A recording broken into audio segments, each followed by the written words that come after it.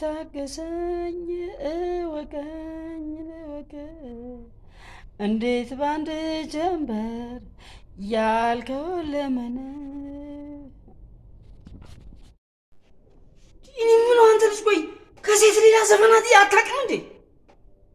ደግሞ በዚህ ልጅ ስንት ጊዜ ነው አትስፈን ያልኩ ያባርሩናል።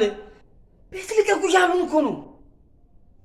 የሚሆን ጊዜ አጣህ ምነው ጠፍተህ መክረምህ እኔ የምልህ ካሰብክማ ከልብህ ወንድ ነህ ሴት ቆይ